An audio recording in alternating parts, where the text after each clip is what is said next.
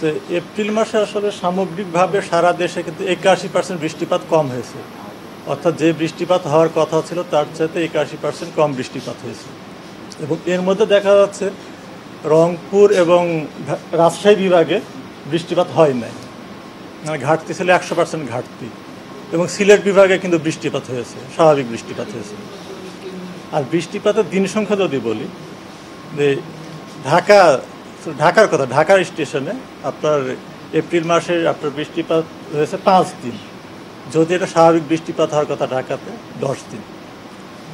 আর সিলেটে এপ্রিল মাসে স্বাভাবিক বৃষ্টি হওয়ার কথা 16 দিন, এবং কিন্তু 16 দিনই বৃষ্টিপাতটা রেকর্ড করা হয়েছে।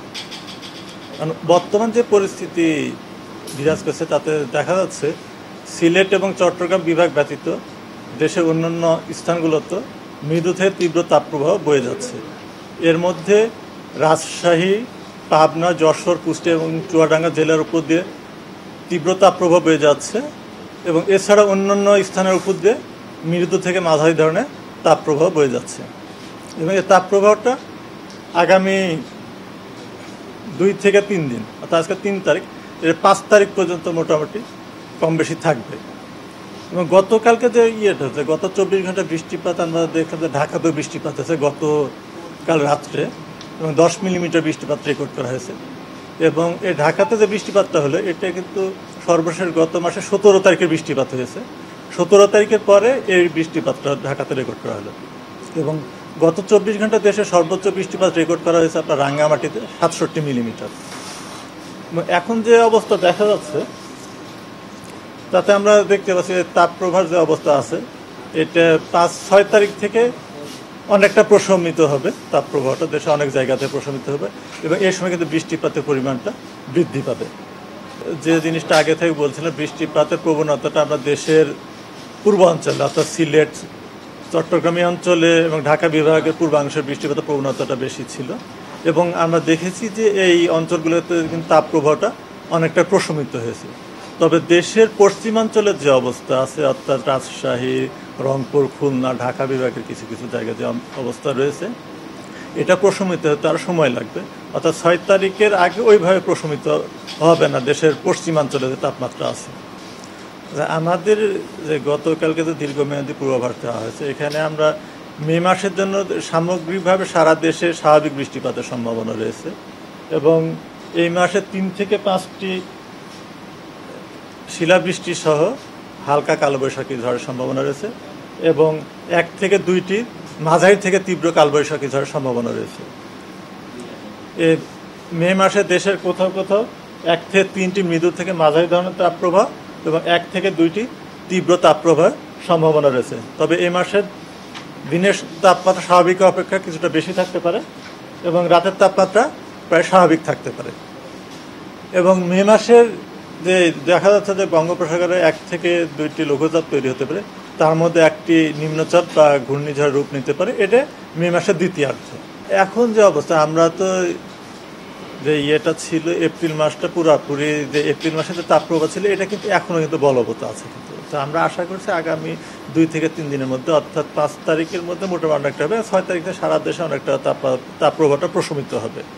এবং 6 তারিখের পর থেকে ওইভাবে তাপপ্রবাহ থাকার সম্ভাবনা না, সেই সময় কিন্তু বৃষ্টিপাতের প্রবণতাটা বৃদ্ধি পাবে, এবং বৃষ্টিপাতের ওই স্পেলটা পার হয়ে যাওয়ার পরে আসলে পরবর্তী অবস্থা তাপপ্রবাহ বোঝা যাবে যে কী অবস্থা ধারণ করতে পারে। তবে এপ্রিল মাসে যে অবস্থা হয়েছে তীব্র বা অতি তীব্র তাপপ্রবাহ ছিল, মে মাসে ওই রকম তীব্র তাপপ্রবাহের সম্ভাবনা কম। না, গতকালকে যে বৃষ্টিপাতটা রেকর্ড করা হয়েছে, মূলত বৃষ্টিপাতটা হয়েছে আপনার চিটাং ডিভিশনে আর সিলেট ডিভিশনের বৃষ্টিপাত আছে। এর মধ্যে আর ঢাকা ডিভিশনে শুধু ঢাকাতে বৃষ্টিপাত রেকর্ড করা হয়েছে, যেটা বলে ঢাকাতে 10 মিলিমিটার, এবং রংপুর ডিভিশনে রংপুরের ট্রেসে হয়েছে, মানে রংপুরে কিছুটা বৃষ্টি হয়েছে, তবে সেটা উল্লেখযোগ্য না।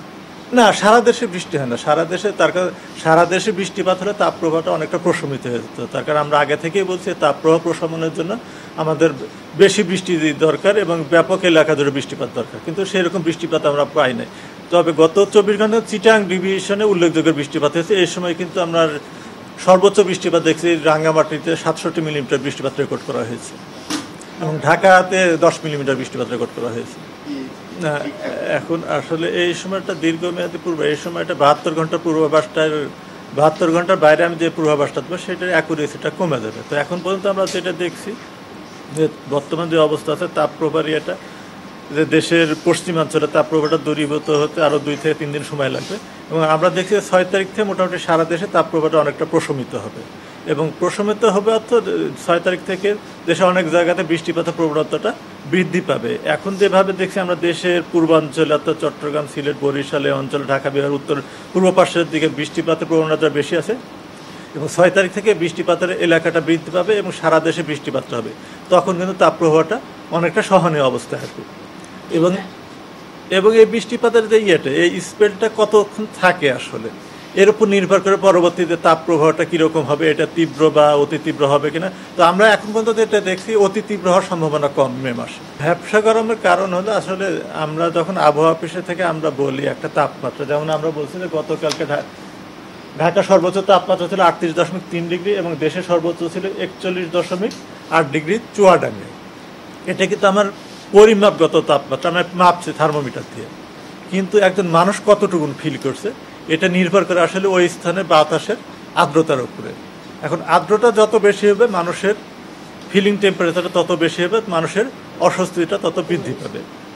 এবং এটা ফিলিংটা যেহেতু বাংলাদেশের দক্ষিণে বঙ্গোপসাগর এবং দক্ষিণাঞ্চলের দিকে বাতাসে জলীয় বাষ্পের পরিমাণটা বেশি থাকে, এবং এই জন্য দক্ষিণাঞ্চলে কিন্তু মানুষের মধ্যে অস্বস্তি ভাবটা বেশি বিরাজ করে। যদিও দক্ষিণাঞ্চলে অনেক সময় দেখা তাপপ্রবাহ নেই, তাপমাত্রা 36-এর নিচে, তারপরে কিন্তু দেখা যাচ্ছে দক্ষিণাঞ্চলে কিন্তু অস্বস্তি ভাবটা বেশি বিরাজ করে।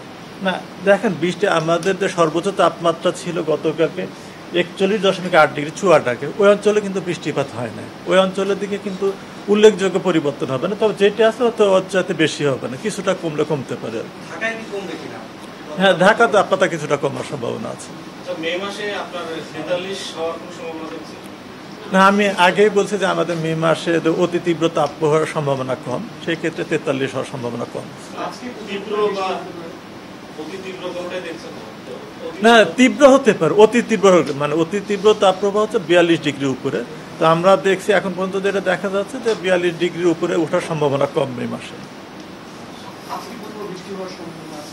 আগামী 24 ঘন্টা আমাদের যে পূর্বাভাসে আমরা দেখছি যে এটা চট্টগ্রাম বিভাগের কিছু কিছু জায়গায় এবং ঢাকা, বরিশাল এবং সিলেট বিভাগের 2-1 জায়গায় অস্থায়ী ধমকা ঝড়া হওয়ার সহ বৃষ্টি অথবা বজ্রবৃষ্টি হতে পারে, এবং সাথে কোথাও কোথাও বিক্ষিপ্তভাবে শিলাবৃষ্টি হওয়ার সম্ভাবনা রয়েছে।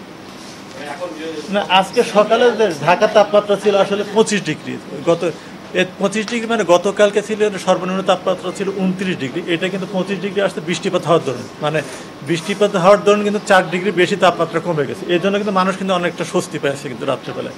এবং সর্বনিম্ন তাপমাত্রা ছিল তেঁতুলিয়াতে, এটা কিন্তু 16.1 ডিগ্রি, মানে বিরূপ একটা দেখেন দেশের উত্তর পশ্চিমাঞ্চলে তাপমাত্রা রাত্রেবেলা কিন্তু সূর্য ডুবার সঙ্গে সঙ্গে কিন্তু একটা স্বস্তিদায়ক পরিস্থিতি তাদের মধ্যে বিরাজ করছে, কিন্তু ঢাকা সহ দক্ষিণাঞ্চল কিন্তু এই পরিস্থিতিটা নেই। এদিকে কিন্তু বাতাসের ময়েশ্চার বেশি থাকার জন্য কিন্তু মিনিমাম টেম্পারেচারটা কিন্তু ওইভাবে কম না, মিনিমাম টেম্পারেচারটা তো বেশি আছে, এই জন্য মানুষের মধ্যে কিন্তু অস্বস্তি ভাবটা বেশি বিরাজ করছে।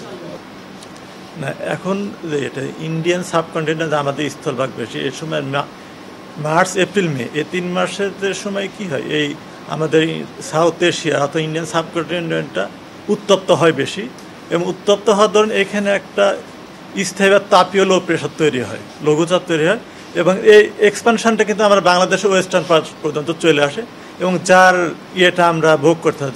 যখনই দেখা যায় যে আমাদের দেশের তীব্র তাপপ্রবাহ প্রশমন হতে হলে আমাদের ওয়েস্টের তাপমাত্রা কমতে হবে। এখন পর্যন্ত যেটা দেখা যাচ্ছে যে ওয়েস্টে ওইভাবে তাপমাত্রা কিন্তু কমে না বা বৃষ্টিপাতও দেখা যায়, তবে 6 তারিখের পর থেকে আশঙ্কা করা হচ্ছে, আমরা দেখছি যে আমাদের পশ্চিমের দিকে অর্থাৎ ইন্ডিয়ার ওই দিকে বৃষ্টিপাতের প্রবণতাটা বৃষ্টি পাবে, সেক্ষেত্রে তাপমাত্রাটা কমবে। আর আরেকটা যে দেখা যাচ্ছে যে এপ্রিল মাসে যে অবস্থা ছিল আমাদের এল নিনোর যে অবস্থাটা ছিল যে অ্যাক্টিভ ফেজে, এটা মের দিকে এটা নিউট্রাল ফেজের দিকে আসতেছে, সেক্ষেত্রে আমরা আশঙ্কা করছি মে মাসে হয়তো অতি তীব্রতা হবে। এই জন্য আমাদের দীর্ঘমেয়াদী পূর্বাভাসে আমরা বলছি যে মে মাসে অতি তীব্র তাপপ্রবাহের সম্ভাবনা নেই।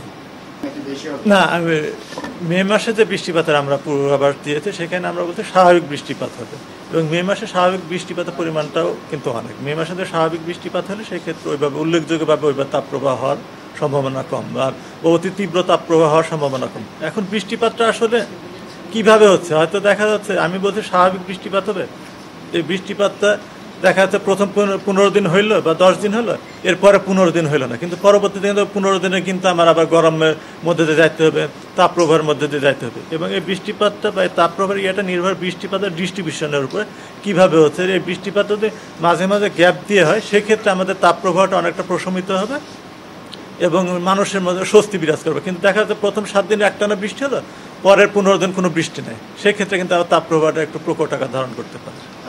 না,